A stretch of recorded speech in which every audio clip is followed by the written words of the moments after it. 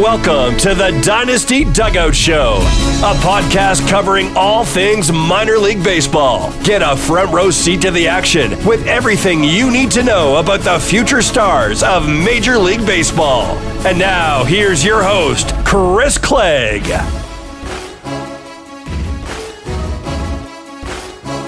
Well, good afternoon, and welcome to the Dynasty Dugout Show. It is 28th, and we are going to talk baseball. So another good day to be back with you here as we are going to break down another farm system. We've skipped to the NL Central. I know I missed one, or NL West, excuse me. I know I skipped one NL Central team, but I do have a guest coming on to talk the St. Louis Cardinals with me. So we are going to the NL West today to break down the Arizona Diamondbacks farm system. Feel free to follow along by checking out the article on the site. It is linked on Playback. If you are watching on Twitter, on YouTube, if you want to join the chat, go to playback.tv/the Dynasty Dugout, and you can interact with us and ask any questions, and I will be happy to answer those. I wanted to run down a couple of things from yesterday's spring training action, which I did find important. Obviously, there's a lot of big things that went on. Casey Mize was dominant. I won't say dominant, but the arsenal was really, really good. He stepped back in and just looked like he hadn't missed a beat, even though he hadn't pitched in games nearly years, which is pretty substantial. He came back with the kind of velocity that he did. The ride on the fastball was something that we've never seen before. Considering he had Tommy John and back surgery, very impressive stuff that Mize said. I know, I understand. It's a small sample, 2 innings. Like with all of these guys, people get upset when I post about prospects' velocity being up, but when they haven't pitched in 2 years, or when they are way up further than usual, and it's February, I don't care if it's inning or not. That's substantial to see. So really good for Mize so far. He's going to have to command the pitches better, but kind of to be expected, as he is not thrown in quite some time. So that was kind of to be expected there with him. The splitter looked really good with Mize. Finished the day with 42% whiff and 29% CSW. Chris Sale was another one to note. He came back and his velocity looked really good. It was up 6.5 on the fastball, which is notable. Again, small sample. I get it. But I really like what I saw. He was leading with the slider. I thought Sale was rather impressive. Obviously, health is going to be the biggest factor with Chris Sale, but if he can stay healthy and give you 140 innings, I'll be thrilled to roster him in a fantasy league. Brian Hayes has been looking really good all spring. Hit a grand slam yesterday. He's got a ton of exit velocities north of 104 miles an hour. 5 of his 6 actually batted balls have gone for 104, which is kind of wild. A lot of ground balls still, but not there with that grand slam. So that was really fun to watch and see. Luis Ortiz in that game also was rather good, as you saw him have his velocity back up. I'll be watching that pretty closely with Ortiz. On the flip side, Alek Manoah, not good. Supposedly had been getting in shape all offseason. It didn't really help. I know it was the first start of spring, but the velocity was up, which is notable. Sticks, we'll see. But he had just 3 whiffs on 15 swings, 13% CSW. And here's a fun one: a prospect, Robert Hassel. Is Robert Hassel back? I think it's too soon to say, but he certainly looked really, really good this far. He homered on Tuesday. We know former top prospect, had the hit tool, had the speed. Power was kind of the question. After he was traded for Juan Soto, everything kind of just fell apart. And it left us questioning, who is Robert Hassel? Last year, the exit velocities jumped significantly. 5-hour jump in his average EV. That's huge. And that's something to note. I will note that seeing him in the fall league this year, he looked skinnier. I wonder if after the fall league he put back weight, because I do think that is pretty important. But if you want to read that full article, I broke down 20 players from yesterday that stood out in some way, whether it be exit velocities, pitch mix, pitch velocity, etc. Go check that out on the site, thedynastydugout.com, and you can get the full report there. Let's get into the Arizona Diamondbacks. They've got a really fun system, and no surprise, top, we're going to talk a little Jordan Lawlar. Lawlar selected 6th overall in 2021, and he jumped to being a top 10 prospect rather quickly. He has stayed in that range his entire time as a prospect. He did debut last year, but he did not have enough at-bats to graduate. So the thing is that there's talk about him not being with the team out of camp, going to AAA, which I think is pretty interesting considering they brought him up. And now with the prospect promotion incentive, it gives you more of a reason to have those prospects that you got your feet wet. Like Lawlar got his feet wet last year. They brought him up.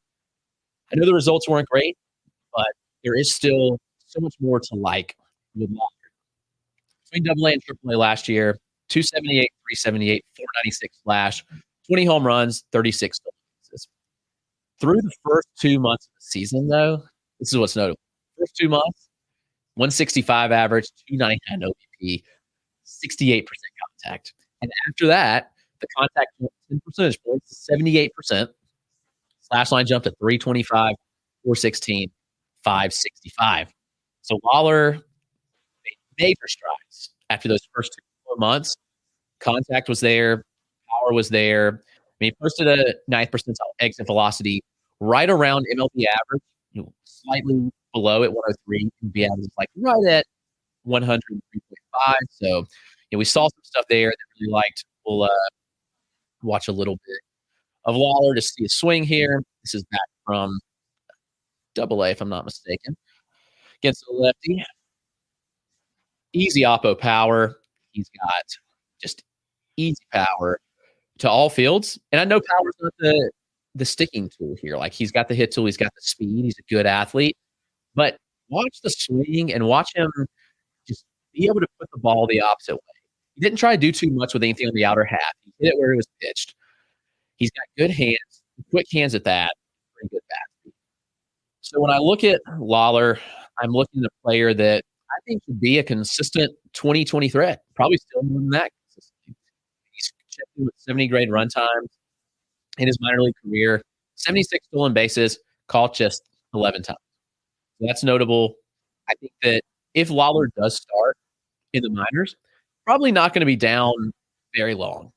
I'd bet that he bounces back up in the majors and gets things going rather quickly. So if you want to invest in Lawlar, I think now's a good time because there's been the talk of him not being in the majors to start. And, that's when that happens, typically people get concerned and it presents a buying opportunity.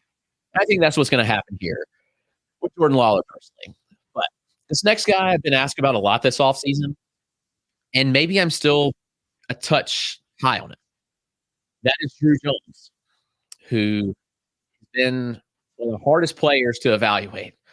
Second overall selection, 2022. He's really struggled with injuries and performance in his pro career. He did miss time last year due to a right quad strain and a right hamstring strain. He had that shoulder injury right upon being drafted. So all those things have just kind of piled on Jones. And you have to wonder how much of the performance has been affected by that. I know the performance has not been great at all. But Drew Jones still has the talent and upside. I mean, when you think of Jones, you think of tools. He plays an elite center field. He's got great speed. He moves, and really, that's the biggest thing. Like in center field, he's moving so well. He can get to balls that most don't. Frame, 6'4", 180. He just screams projectile power, and he's already shown plenty of raw power in the past and in BP. I think the power probably sits closer to average right now, has that chance to tick up. The ground ball rate's also a concern, 60%. A lot of that's due to the flat swing. And can his swing handle more advanced pitch? Can he generate enough lift? And I think that's still a question mark because when you look at the swing, I do think there's some concerning aspects about it where it's like, okay, is he going to be able to lift balls actually gets the balls even up in the zone? And I think that's a really fair question still. Whether he figures it out or not, I mean, he's still young, so I'm giving him the benefit of the doubt.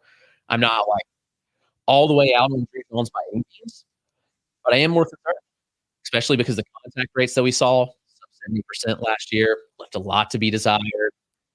Injuries may have played a part. Speed's there, love's there, hit tool and the power be there. If all clicks though, Jones is a 5-tool player. He does everything so well. But there are some question marks on whether he develops. I'm giving the benefit of a doubt to a 19-year-old. We'll see what happens. Tommy Troy, drafted this offseason, last summer. Troy, shortstop, second baseman. He does a lot of things well. He's smaller, but he packs a punch. He's hit everywhere he's been. He had an impressive run college last year. He showed really good skills across the board. He did see the power jump. 17 homers last season after being just 7 the year before. He mashes fastballs, and there are some swing and miss against breakers, but contact rate was still north of 70% against them, and he posted a 92% contact rate against fastballs. So fastball hitter. Love to see that. He runs well. He still makes good contact. Contact was really good at the pro level. People have kind of questioned, would the power translate with a wood bat? But he absolutely performed well at the Cape Cod League with wood, and it showed his ability to hit with a wood bat. So I think Troy fits this system so well in their time. I mean, the Diamondbacks made the World Series last year. They're looking to compete, and I know that it was a crazy run. This is a team that's just entering their prime. And Tommy Troy's going to be a big part of that. That's one of the reasons I think the Diamondbacks went last year in the draft, because he fits this timeline so well. He could be ready by midseason this year. I wouldn't be shocked. Very high floor bat, very solid field to hit, good power, really good speed. I think you're looking like a 15 homer, 20 stolen base bat. It's going to get on base at a high clip, and it's a very safe profile. I am buying Tommy Troy everywhere. As is this guy who has gotten a lot more fanfare. I know he was on Eric Long, I think it's top 100 on Fangraphs, if I'm not mistaken, and that's Hansel Luis. Luis signed back in January 2022, $525K bonus, had a really strong debut in the DSL. Then he came stateside this year, and the hit tool was there. Power began to blossom at the complex, and he earned the promotion to single A as an 18-year-old. So that's pretty impressive. He did have 7 home runs between both stops in 62 games, complex and single A. Stole 16 bases on 20 attempts. And he slashed 269, 335, 441. Not all that impressive, but it is worth noting that Luis kind of slumped a bit when he went to single A, where he was really young and low. And that's a quick move. I mean, his approach is really good. He picks the spots well. He knows the strike zone well. He makes good contact ability, has good gap-to-gap power, and we saw those turn into home runs more this year. There's a chance that continues to take a step forward, becomes a bigger home run hitter. I think the concerns in the profile were exploited a bit more in single A against some better pitching. We saw the chase rate go up, and the contact was less than 70%. That's not even close to who he was in the DSL. But so young, first season stateside, I'm giving him the benefit of the doubt. We'll see Luis probably start the year back in single A again this year, but I think he continues to develop. A lot of work put in this offseason. I think you're looking at potential plus contact hitter that develops into average game power with above better speed. He's shown that. No reason to think he won't continue to develop. This is a really good talent. I still think that Luis is hair underrated. I think that you can go out and get him for a cheaper price than his actual value may be. So he's a fun profile. He's one of those guys that could really take off. Next guy, Yumin Lin, lefty, smaller lefty at that, 5'11", 160. He absolutely dominated last year. until he went to Double-A. Now, here is the thing with you and Lynn. The fastball last year averaged 89 miles an hour. It topped out at 91, 92. When you're throwing at the lower levels, and when you have a changeup as advanced as Yuban Lynn's is, you can get away with it. The changeup is by far firmly plus. 60 grade might be better.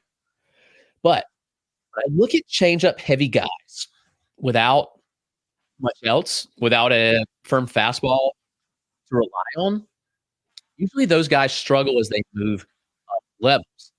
And that was absolutely the case with Lynn last year. Double-A. There's some good starts. There's some really rocky starts too. And that was really the first bump in the road he had had as a professional pitcher. He had been dominant pretty much his entire career.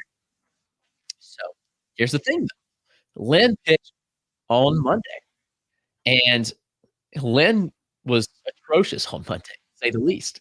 He was not good. He coughed up 5 earned runs in 1 1/3, or not even 1/3, a third of an inning.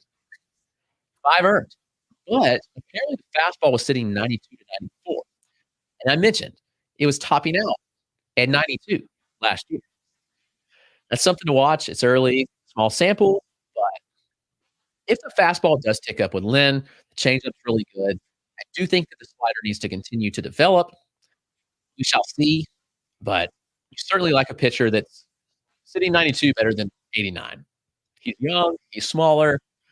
There's a chance, though, that he continues to fill out that frame and add velocity.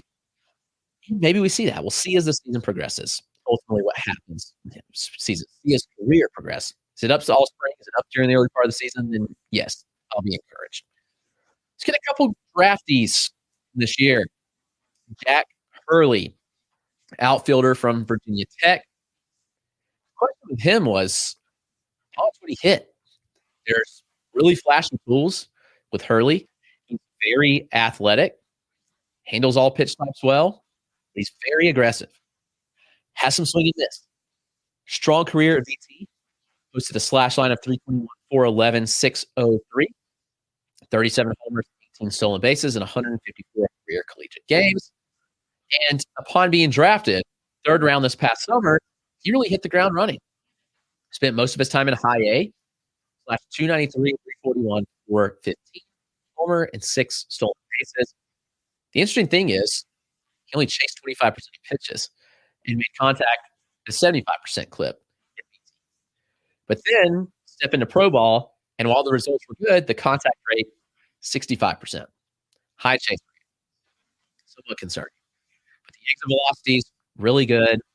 At Virginia Tech with metal bat, 93 mile an hour average EV, 109 mile an hour 90th percentile. Even when they tick down, that's still above average to plus power, at least. 55% hard hit rate, really good. When I look at Jack Hurley, I think this is the power speed profile that you like to bet on. Really good athlete. Hit tool, allow it to work. I'm interested to see what Jack Hurley does this year. Full season in pro ball, full off season with the team. I'm looking forward to seeing Jack Hurley. As I am this guy, Gino Groover. Groover was the analytic darling last year in the draft, which led him to be a 2nd-round selection. He began his career at the University of Charlotte, spent 2 years at NC State, where in 114 games at NC State, slashed on a 349, 435, 555 with 24 homers. But you look at the analytics, 92 mile an hour average EV, 108 mile an hour 90th percentile, both very high end, right around Jack Hurley power. Power didn't show up much in a small sample, and he had just a 394 club. Small sample, write it off, but the contact skills.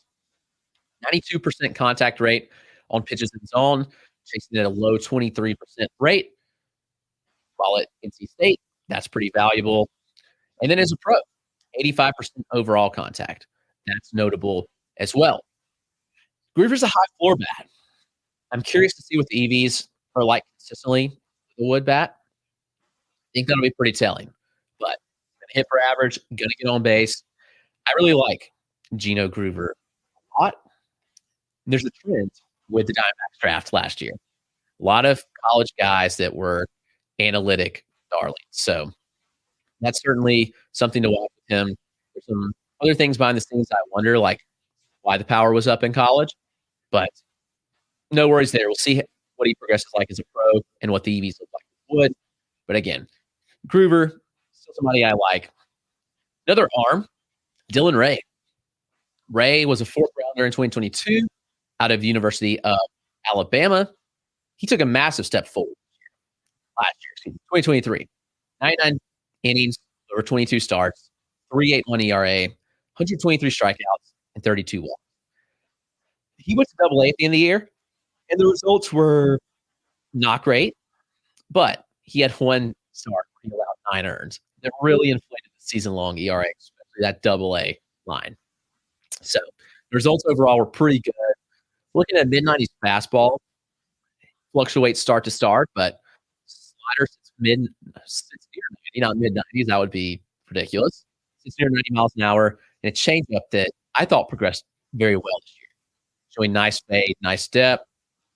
Ray's strike throwing ability improved also in 2023, up to 65% strike rate, which is well above average, and actually very much improved from the previous season. So that was notable myself when we look and see. I think there might be something here with Dylan Ray. 31% CSW on the year. He has a starter build. He can handle the workload. I am rather excited about Dylan Ray's potential progress this year because I really believe that he's one that could take that step forward and be a really solid arm. A couple of bats, and I know one of these bats moved out of the system, but these were two very similar bats, De Los Santos and Ivan Melendez. De Los Santos was selected by Cleveland in the Rule 5 draft. He is no longer in Arizona, even though I do believe that he can return there. Why? Because bats that get taken in the Rule 5 rarely stick. It's very tough to stick the roster. You have to be on the active roster. Very often, maybe Cleveland wants to keep him. Just keep him on the bench. Tough to do that because it's a bench spot going to waste. We'll see what happens there. I'm pretty interested. But Ivan Melendez, very similar in a way, with big power, questionable contact skills.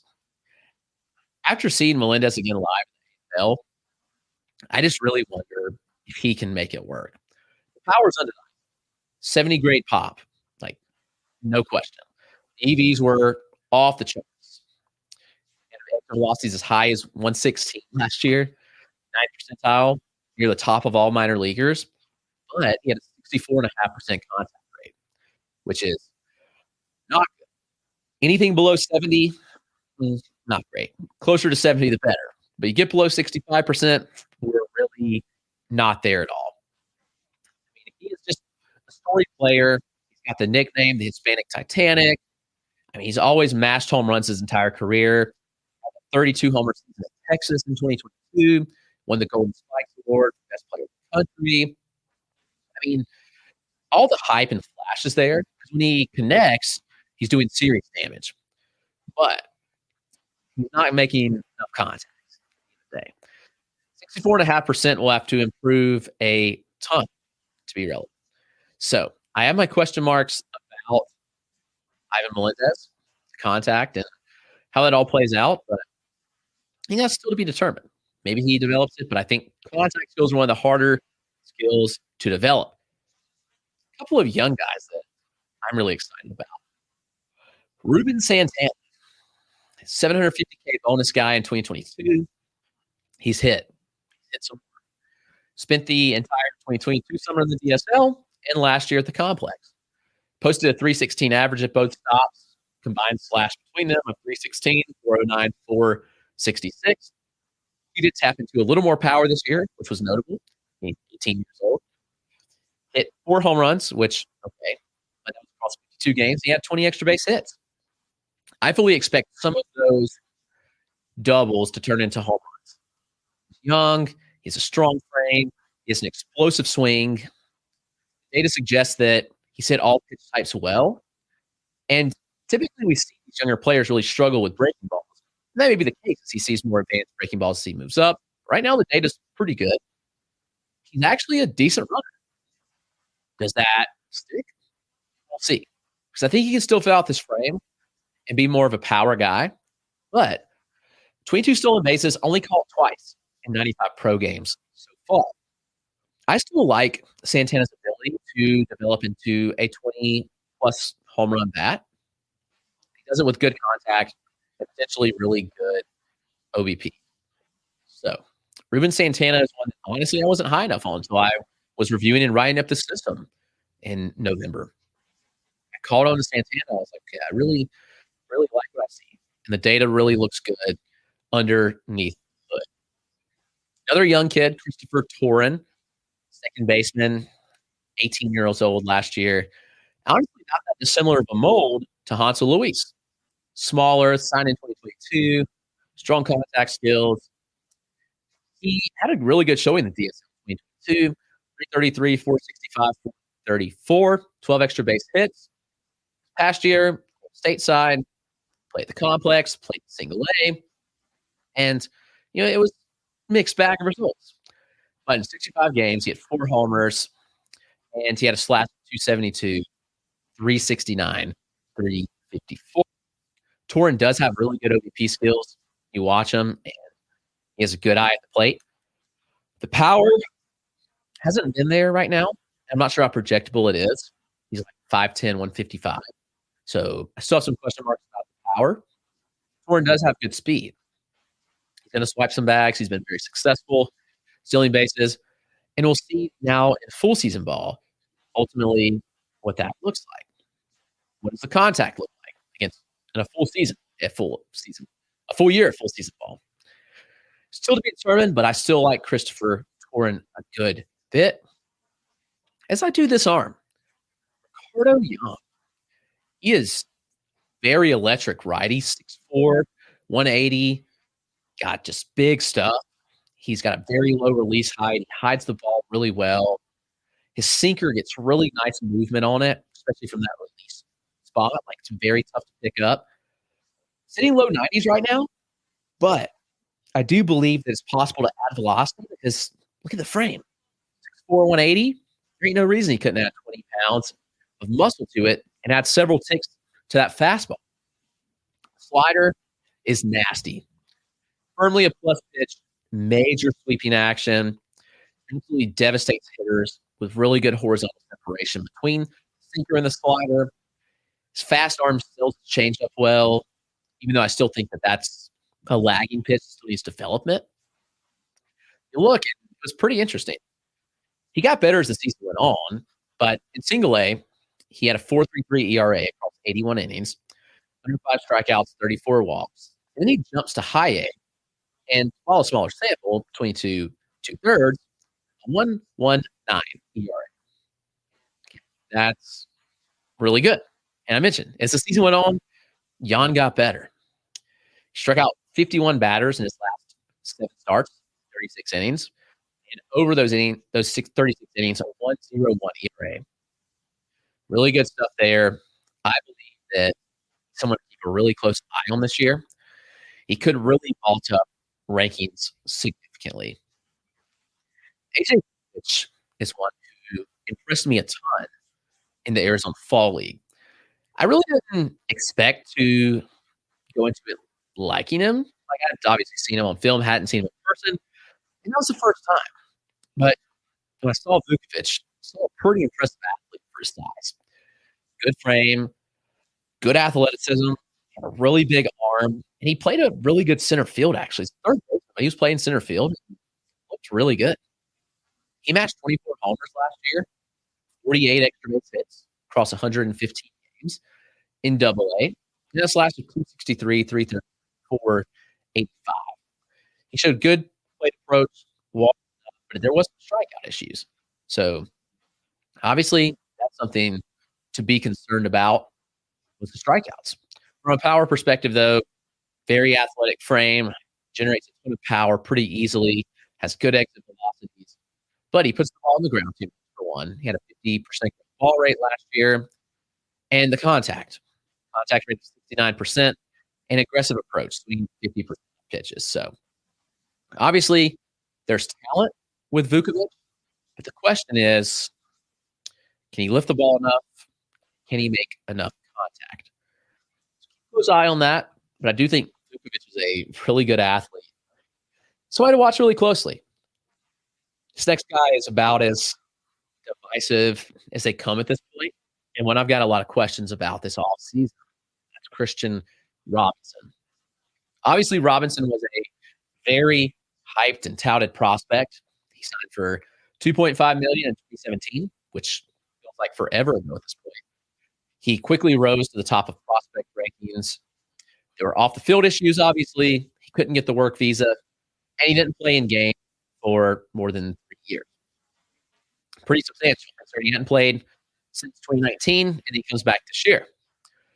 While he did come back and show some skills, 14 homers and stole 20 bases in 65 games, the contact was a massive concern. Something that it's always been a concern with Robinson, in my opinion, is can he make enough contact? And when you post a contact rate of 56%, no matter how long it's been since you've played in game, it's concerning. And Robinson's been stateside. Like, he's been over here playing in inter squads, backfield games. Like, he was just not allowed to play in games where fans attended due to his work situation. So it's not like he was just completely not doing anything baseball related. If so, then okay, sure, understandable. But that contact rate was the worst in all of baseball last year. I'm really concerned about the contact. And while the skills are still good, very athletic, got power, got speed, it doesn't matter. You can't make enough contact. That's ultimately what I see here. And what stands out to me about Christian Robinson is that glaring red contact rate of 56%. So, not all that in on Christian Robinson, but the skills are there. It could be a lot of fun. So, keep an eye on him. The contact improves, then maybe he'll be back in. Blaze Alexander. I think Blaze Alexander is honestly one of the more underrated prospects in the system. Reached AAA in 2022. I thought he would make it to Arizona in 2023, considering the good season he had. But he did this time due to injury early on in the year. He returned to AAA in mid-June and spent the entire year there. So the exit velocity is solid, 5 mile-an-hour 90th. Ideal launch angles as well. 89 mile-an-hour average EV, notable. Contact rate was the concerning thing. 66% overall and 77% in zone is certainly not something that you want to see. But I do think that he's still a little underrated. He's got the pop. He's a pretty good athlete. I keep a really close eye on him. Not somebody to add immediately, but maybe he is could pop off a little bit. We shall see. This guy probably lost the most height going to AAA when they had to measure the guys for the ABS system. And he dropped from 5'9" to 5'4" to 5'5". He's almost 5'5". That's already gross. Doing the Diamondbacks since 2017, he slowly climbed up the ranks. He's improved at every level, which is great to see. He walked 80 times last year, struck out 82 times.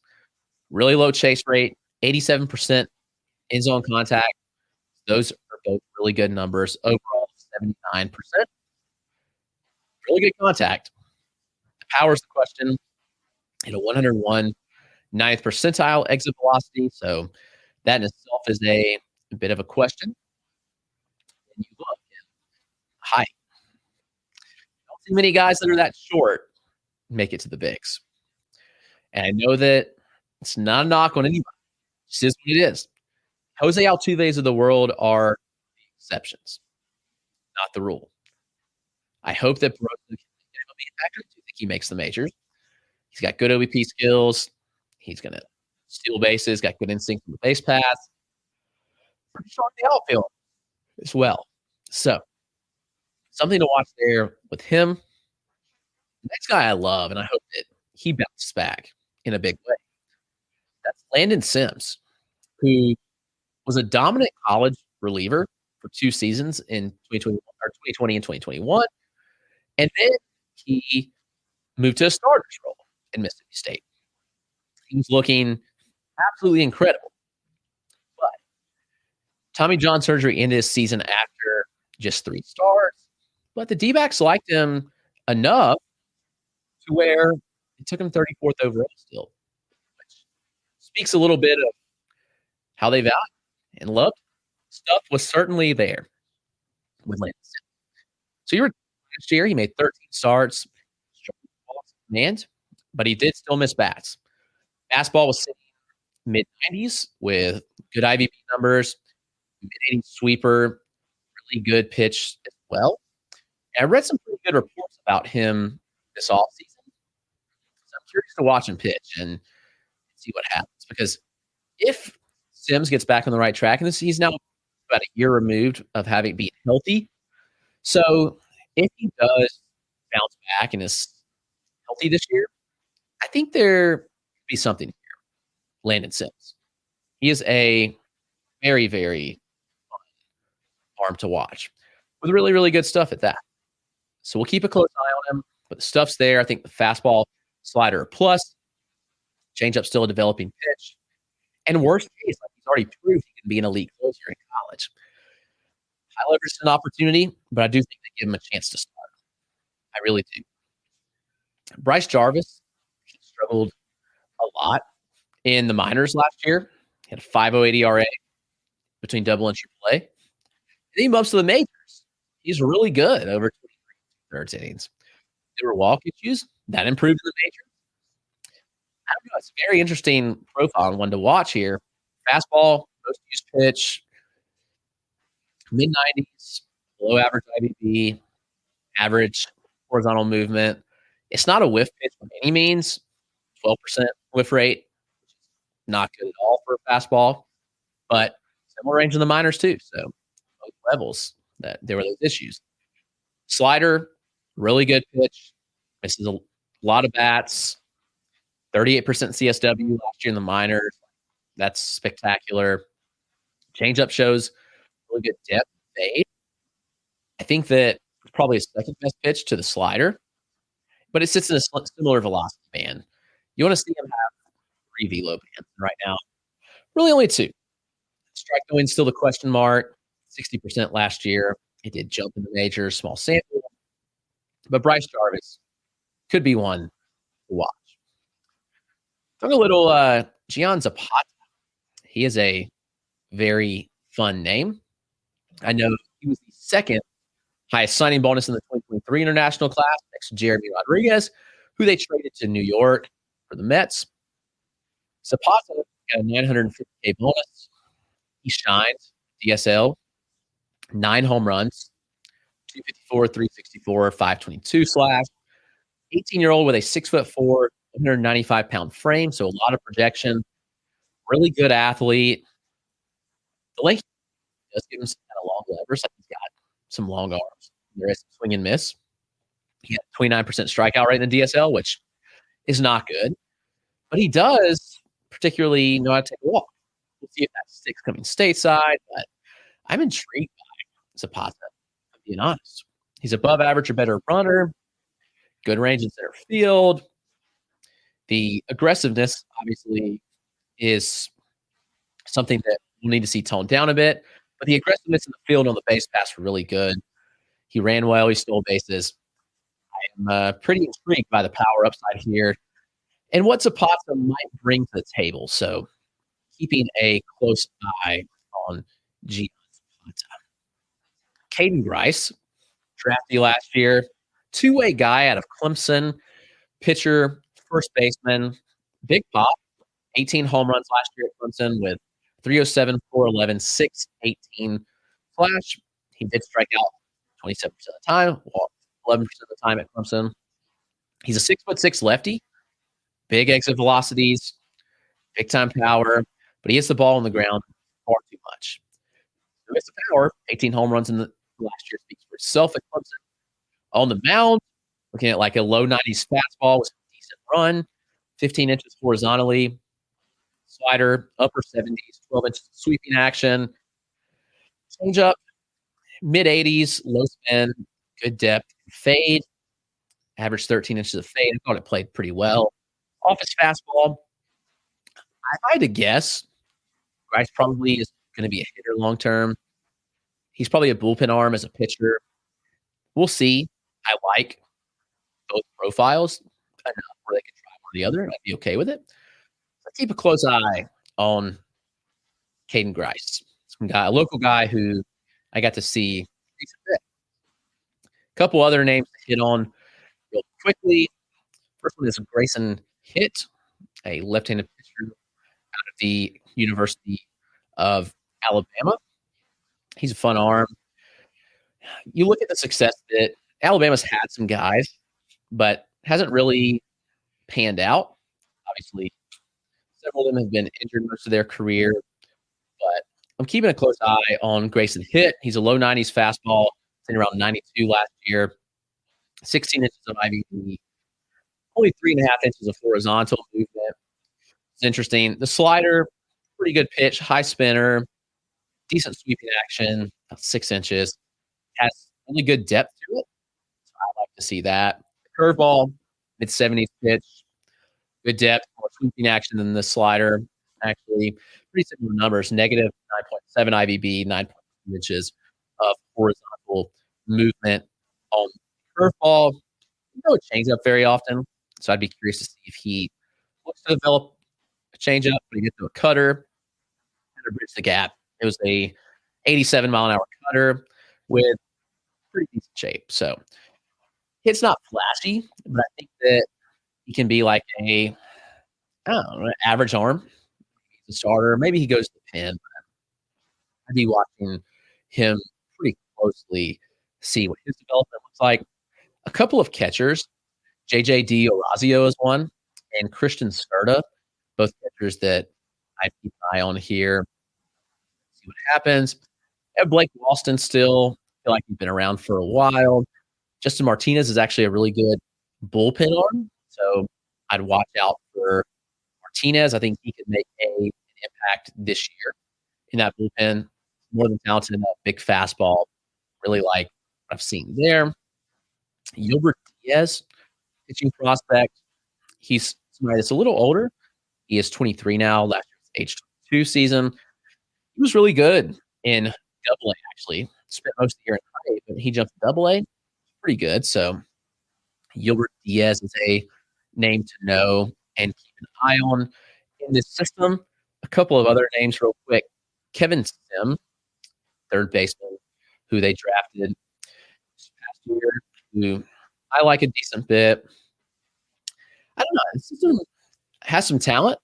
They've obviously graduated some guys, but there's certainly potential for it to continue to be a good system and to build up to where it's a contender for a long term, because they've got the talent at the major league level right now. You've got the prospects that are now. So I like the D-back system a lot. And I do think there's some younger guys that could pop off.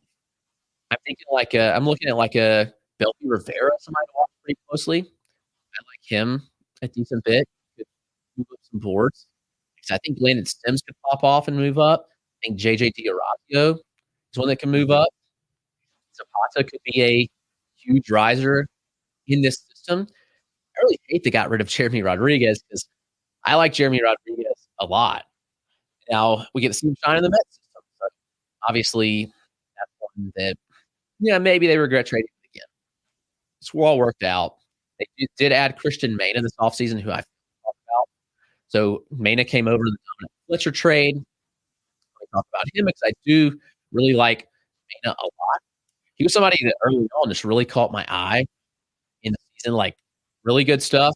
The fastball, very start, but he was 94 a lot of starts. He had good ride on the fastball. He puts the ball down well with his curveball. A lot of bats. The interesting thing is, you look at Christian Mena, and it was kind of a tale of a couple of parts for him. He was cruising early in the season. I'm watching when it starts in early May. It's a day game. It's line drive to the leg. A rocket. Stayed in the game, but his numbers for like the next month and a half were horrific. So I kind of wonder if it affected a little stride. Just something was just a hair off. And that happens with pitchers when we see, like, maybe it was a stride length, it was just a little bit off. So it affected everything. Crazy enough, that stuff happens more than you think. So I would keep a close eye on Mena in this system. I actually like him much better out of the White Sox system and in the D-back system because I think pitching development is better here. So he's a fun one to kind of keep an eye on, who I really like a lot. Zane Russell, when he's a 10th rounder this year, he's a reliever, but he's a nice set on the fastball, big slider, decent changeup. He had some walk issues, but kind of went away in pro ball, which is interesting. So he's one to keep an eye on too. A lot of names in the system that I like, and there's a couple of drafts. Phil didn't talk about Adrian Del Castillo out of Miami. He was a 3rd-round pick, 21, reached AAA last season. He's a catcher. I think he could be a backup catcher. Good OBP skills, decent enough glove. We'll keep a close eye on him. So a lot of names in the D-backs. I think they're going to continue to improve. Hopefully they make another run. That was a lot of fun to watch Arizona's run last season. I thoroughly enjoyed that. I'm going to answer a question we got in the chat. Who do you like better, Mick Abel or Brock Porter?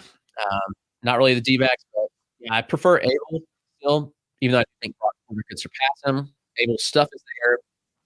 In command is fine. It's better than most people write it off to be. So I feel like. And thoughts on PCA for the Cubs? I mean, PCA's a Gold Glove center fielder. He's got really good speed. He's got underrated power, but questionable contact. So keep an eye on the contact skills. Thank you for asking those questions. Appreciate you watching. And thank you, everyone that joined us today. We will see you again tomorrow. We will not have a show on Friday. Tomorrow evening, I am heading to Florida for spring training. May do a couple live things down there. We shall see. But I will see you guys tomorrow. Have a great Wednesday and enjoy the baseball games on today. I'm going to go watch some games myself. Looking forward to the action. You guys have a good one.